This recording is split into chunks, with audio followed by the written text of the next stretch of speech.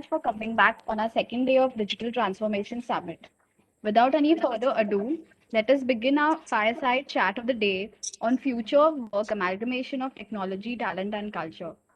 It gives me immense pleasure to welcome our moderator, Mr. Vinay Kumar, Director, Artificial Intelligence, Azure and Search Partnerships, Microsoft, and our speaker, Mr. Rajiv Dubey, Chairman, Mahindra Insurance Brokers Limited, and member of the governing body, International Labour Organization, Geneva.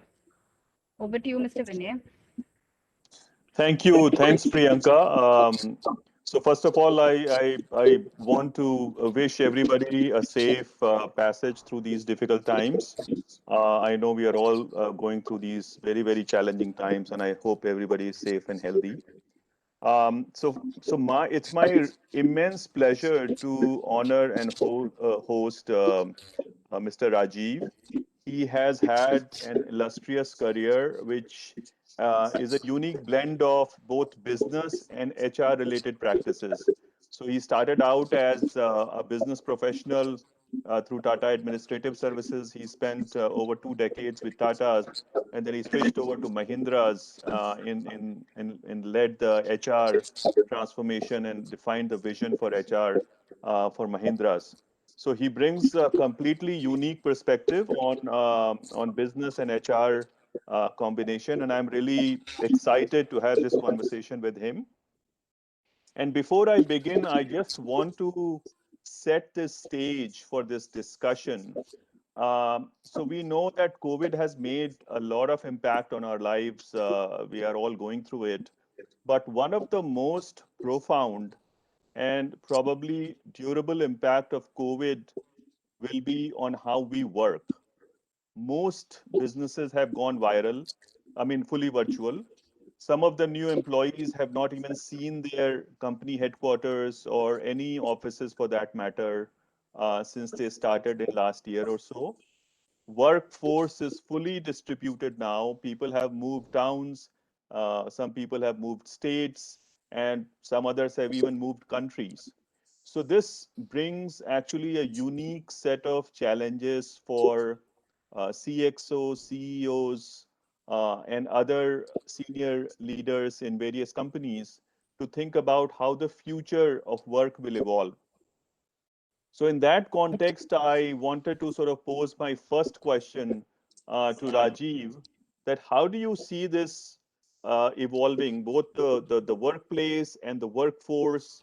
Do you think COVID has accelerated this change in a major way?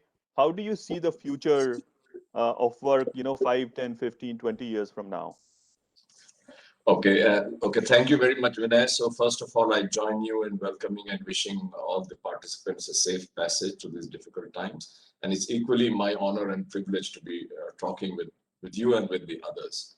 I don't think I'm going to say anything new, but clearly my view is that what COVID-19 has done is that it has brought forward a lot of changes that were in any case happening. It has just brought it all forward. And clearly technology is playing a huge role. But I think we need to actually look beyond technology. When we are talking about the future of work or the future of the workplace, we clearly have to talk what will work look like, what will the workers be like, what will the workplace look like. You've alluded to all three of these. But in addition to that, I think we need to also have a sense of what is the overall environment in which we'll be operating. So, I mean, it's very trite to say it will be volatile, uncertain. So uncertainty, fear, interconnectedness, these three things. And then in addition to technology, there are other huge shifts that are taking place. And we normally don't talk about it because we think it's not going to affect us, but it is going to affect us vitally. It is things like demographics. It is things like climate change. So I would like to say that we should look at the whole ecosystem when we think of the future of work and not just at technology. Of course, technology is going to play a vital role, but technology is going to be like electricity. It's going to be everywhere. It's going to be pervasive. But that still leaves the question of, why are we working? Who are we working for? How do we create organizations that are very productive and which can achieve their purpose? And there will be all kinds of other things that will come, and maybe we can talk about it. But I would like to stress that just talking about technology and talking about it purely in the context of the firm will not give us a true appreciation of what will face leaders and people going forward. Excellent point, Rajiv. So I think in that context, if we all believe that the future of work is distributed, and there is some sense that in future or even now, offices where Wi-Fi is or where internet is, and this sort of concept of having a central place or a physical place where people come and work together sort of is disappearing slowly. So in that context, I agree with you. Technology would be only one of the sort of factors that people would have to consider. But some other things that I wanted to get some insight from you is in this distributed idea of working with each other. How do you think companies would create a sense of sort of purpose, sense of a culture, sense of connectedness to their mission? How will all that happen when people are all over the place? They're working from their rooms. How will companies achieve that soft side of working with each other? Yeah. So thank you so much, Abgar. I was going to come and you've actually sort of preempted what I was going to say after my sort of very general introduction. So I think first is to be aware that this is a problem, because when we are talking about, first of all, it's man and machine working together, then people not only distributed, but having different commercial contractual terms, some permanent, some gig, some outsourced, some temporary, some sitting in different geographies. How do you bring them together and create, as you rightly said, the purpose? Because I think in times of uncertainty and fear and change, purpose is really, however trite it may sound, it's the compass that keeps people going. And I think it has huge implications for the business decisions that we take. So one is purpose. Then, of course, as we know, culture, and by culture, I mean the way people behave in everyday life, especially as they go around taking business decisions. That's the definition of culture I'd like to have. That becomes vital. How do people relate with each other? How do people relate with the other stakeholders? Because it's, of course, you need strategy, structure, processes, and metrics, but and you need capital. But capital, I think, probably is going to be fairly abundant. Each company, by definition, has to have strategy, structure, processes, and metrics, and that, of course, will be a differentiator. What brings these to life is people, and what brings people and defines how they will behave and react and be innovative or otherwise is very closely linked with the purpose. Why are we here? Who are we working for? Of course, we have to make profit. Let somebody give me a very nice analogy. We need to breathe to live, but we don't live to breathe. If you understand, it really kind of struck a chord in me, because I used to often try to see how do I differentiate, purpose, or how do I integrate purpose and profit. I mean, what are we here for? Of course, you need to make profit, but profit is like breathing. If you don't breathe, you won't live. But do we live only to breathe? That means, do we live only to make profit? And therefore, purpose becomes very important. And to bring purpose to life, to achieve that purpose, you need the mix of strategy, processes, metrics, and you need behavior. And behavior is nothing but culture. Now, how do you create that culture with this kind of a workflow, which you talked about, with the hybrid? I don't think we are totally going to get away from physical interaction. I believe that it will be hybrid, because until people themselves change so much, we still need connection. We still yearn to get together. So I think we'll have a hybrid. There will be a lot of working only on machines and away, but people will still want to come together. And then the fact that man and machine are going to be working together. In this, I think it's a real challenge. How do you create a culture which leads to unleashing the potential of people, which leads to motivation and all the good things that we talk about. It's a real challenge. But the starting point of addressing the challenge is to acknowledge that A, there is a challenge, and these are the elements in the challenge that we have to address. So once that is there, then I think each company will find its own solution, and in that solution that they find will lie the key to their competitive advantage. But if we think of everything only in terms of technology, and what kind of algorithms do we have, what kind of platforms do we have, and forget the other part which brings it to life, what you refer to as the soft part, which actually I think is the harder part. Because there is so much discretion involved there. Of course, there is discretion in technology also. I'm not suggesting that technology is easy. No, it's not. And it's very, very important. But without this amalgam of culture, values, purpose, people with technology, strategy, structure, processes, you'll get nothing. So here is what I mean by the interconnectedness is at various levels. I talked about the global interconnectedness, but this is another kind of interconnectedness. We have to be aware we cannot have a unidimensional view. And let me just with your permission, just take us slightly out of the boundaries of the firm that we work in, and take a look at the environment in which we are going to operate. Because I think one very major factor, in addition to climate change and all the things that it will lead to, I think the onrush of technology is going to lead, at least in the foreseeable future, to a huge increase in the inequality of income, inequality of the distribution of wealth, inequality in the access to privileges and to jobs. I think there's going to be definitely in the short run massive structural unemployment, and then there are all kinds of issues. And how does the firm relate to that? What is the role of the firm in addressing those issues? Because they are going to hit us. We will not be isolated from them. If we think that we are, now this is one of the things that I think also came out in COVID, when the large numbers of migrant workers, the so-called informal sector, who nobody cares about, when they were out of jobs, not only did it create a huge social pressure, but it also led to the collapse of supply chains. And we have for too long been only looking at what's happening inside the firm and taking for granted that things outside will work. But who's going to make them work? And what is the role of people like you and me? What is our responsibility?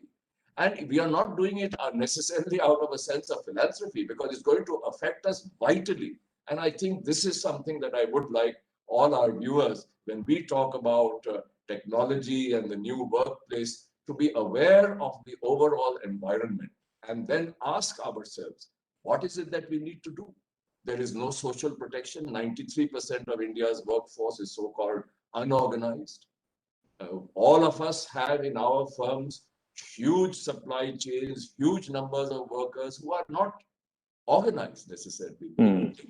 The word gig is a new word, but in India, gig is the rule. 93% are gig.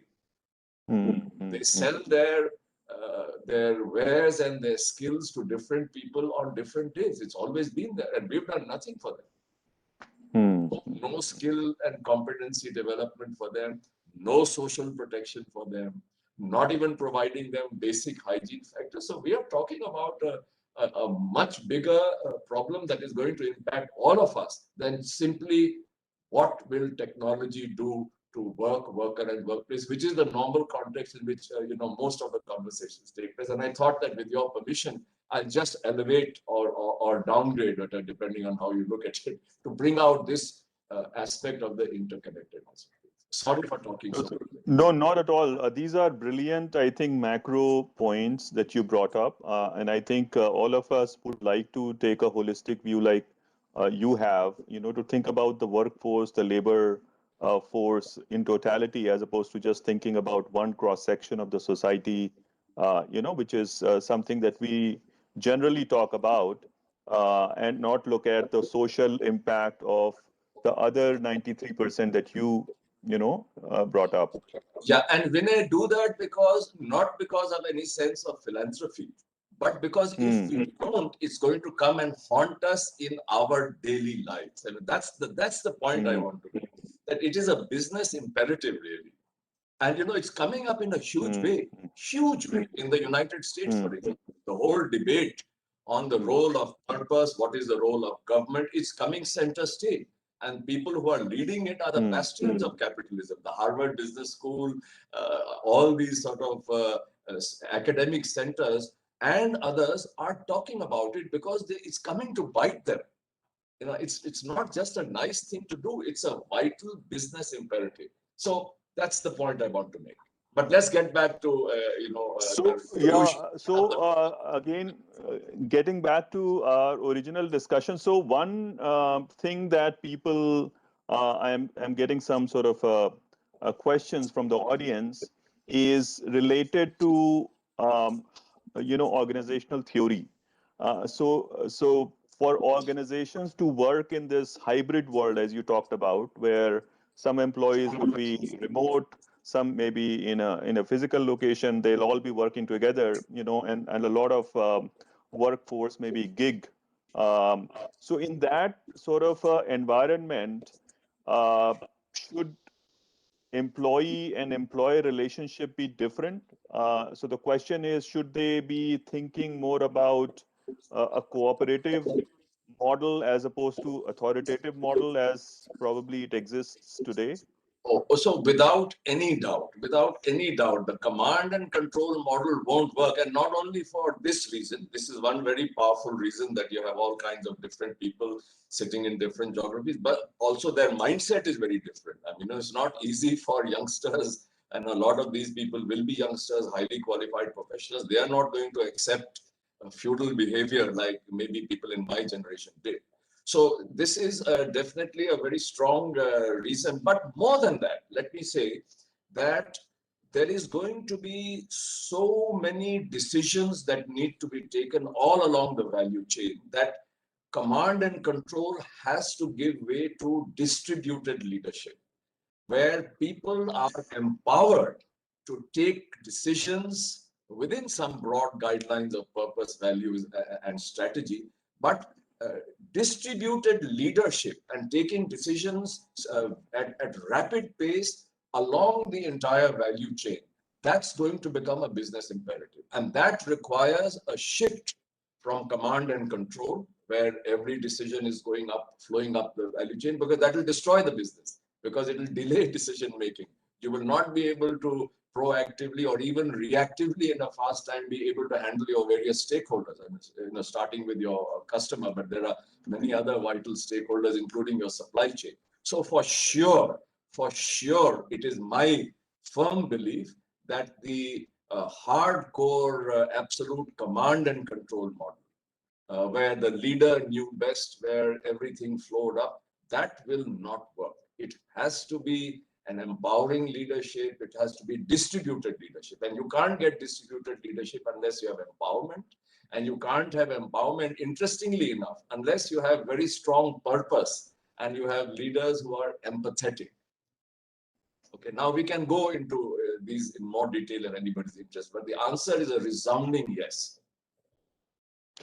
Excellent, excellent. So I think I think that leads me to the following set of thoughts which are emerging from the audience. Is that we talked a little bit about the impact of AI in the workplace and how people and technology will work together and sort of coexist side by side. However, the questions are more around the lines of skills. So as technology or AI or some of these new areas that we keep talking about, as they become more pervasive in either organized workforce or even disorganized workforce, how do you suggest people in the audience or people broadly to either reskill or upskill themselves? What should they do, and how should they keep up with all the new changes which are coming up? Yeah. So I wish I could give a smart answer to that. All that I can say is that first is the awareness that we constantly have to learn, unlearn, relearn. So you can call it skill, upskill, then forget the skill that I have, pick up a new skill. So first is knowing that this is going to be vital. Then how do you create an ecosystem which supports that? What is the role of the organization? What is the role of individuals? How much of it will be sponsored by the organization? How much of it is going to be sort of led by the individual? I think these are questions to which I don't have a specific answer, but I do believe that this whole area of skill and continuously changing requirement of skills, which means also unlearning, is going to be vital. Do we have the ecosystems now within firms for the people who are there? Maybe efforts are being made. But since we are talking about the fact that the kind of people we'll be working with are not necessarily within the firm, how do you ensure that those people also get the necessary skills, etc.? So this is going to be a huge challenge, and especially if we, in the Indian context, and it may not matter to most of the people who are listening, because 93% of our workforce is outside the formal sector, who's going to provide them skill and competencies? Whose responsibility is it? So I think these are very vital questions that every firm will have to take a call on. Whose responsibility is it? Because it is so vital, it is at the center of things, people and their skill set, their mindsets. I mean, in fact, before skill sets comes the mindset. Is it a mindset of abundance where we keep on expanding and learning? It's a learning, what is known as the learning mindset. So first that has to be there. And then you have to combine that with hardcore actual skills that need to be taught and that need to be changed with the changing times. So I can only say that if there is an awareness that this is this is one of the most vital pieces, along with whatever we have talked about, the culture piece. How do you create the culture? How do you make sure that the purpose is well defined so that the people who come to work at least are coming together because they are serving the same purpose? So that makes it easier to create the collaboration, to create the culture that we are talking about of outperformance, of unleashing the potential, of learning, unlearning, of collaborating, of allowing people to speak up, empowering. These are all aspects of culture. You see, I could add so many more. But that will only confuse. I mean, but I think it's a vital thing, and it starts all with the awareness, and each firm will have to find its own answer. I don't think there's a cookie cutter answer. But my concern, more than what happens inside large firms, I hope, most of them, I hope, will do it. You must be doing it day in and day out in Microsoft. My concern is that we are working with so many other people whose skill and competencies are vital. Who's going to upskill them? Correct. And outside the pale of the firm. Is the government going to do it? Are companies going to come together and form associations? Will civil society do it? Who will do it? Anyway, that's just a question. I'm sorry that I keep jumping from the No. I think these are all interconnected, like you said, and I think these are all issues which are vitally linked to each other. And I think we talked a little bit about skilling and reskilling and upskilling, and one of the concerns that audience also has is about job displacement. So as we know, there is a lot of concern that as AI becomes more pervasive, a lot of jobs will get displaced, and it might sort of give rise to further inequality, which you had actually brought up earlier. Or the other viewpoint is that it might also bring people, the social status of society or people would go up because these technologies will help them do some more value-added work, which will provide a better wage support. Yes. No. So, what is the view that you have of technology's impact on inequality in general, and how will that pan out according to you? Okay, so I think definitely in the short to medium term, in the transition phase before we reach the golden age, where technology will provide many new forms of work and therefore many more jobs. And history shows that. Take the Industrial Revolution. But it took 100 years for the Industrial Revolution to give back the level of employment that was lost in the initial stages. So the real problem always comes in the transition phase. And those people who are affected by the transition, those people who don't have the wherewithal, the skill and competencies to be able to work with the new technologies that will come in. So there will be displacement of labor. I have no doubt about that. But hopefully in the longer run, we will generate more jobs. And I personally feel that the application of technology to the vital questions that plague mankind is going to be vital. How do you use technology to solve the problem of water scarcity, for example? How do you use technology to improve the productivity of agriculture? How do you use technology for medical care? How do you use technology for bringing education? So there are huge applications which go beyond the kind of applications that we see. And I'm sorry, I'm carrying coal to Newcastle. All of you know that you're all high-tech people. But the point is that there is a transition period when those people who were sitting with old skills have not been upskilled, are incapable or not done, and they are going to be out of jobs. So there will be job losses. And in the short run, my unfortunate sort of feeling, and I hope I'm completely wrong, is that the number of jobs that will be created in the short run will be far less than the large number of people who will get unemployment. And they are the unskilled people, those who don't have enough education, those who find it more difficult to learn the new skills, for whom nobody is going to take the responsibility for providing the skills. So I think it's a huge, huge issue, and with no social protection in a country like India. Unless we are aware, unless all of us apply our mind to it and go beyond just words, we are going to face a problem, unfortunately. I hope I'm completely wrong, and I hope the golden age where technology is solving all of mankind's problems and creating lots of jobs will come sooner than I think. But if you look at history, whenever there have been tectonic shifts in the application of technology, and the last one, of course, was the sort of industrial revolution was a big example. After that, of course, there have been other revolutions. But I think that was that I'm told, I may be wrong, that in the UK, it took almost 100 years. Of course, now everything is getting accelerated. It won't take 100 years, but we have to be aware that there could be huge increases in inequality of income, wealth, and of access. And we are talking about a population, a demographics, where the level of acceptance will not be what it was in feudal times. And therefore, we have people with high expectations, with a lot more information, and therefore much less tolerance to accept what they believe is unjust and unfair. So we just have to be open, and it will come inside. All this will affect us vitally in our everyday lives inside our firms. So in the short run, you are saying that there'll be some pain, and in long run, and we don't know what short and long run, how do you define them? But in sort of in your view, short run would cause some pain, and long run, I think we'll all benefit from. Yes. Is it?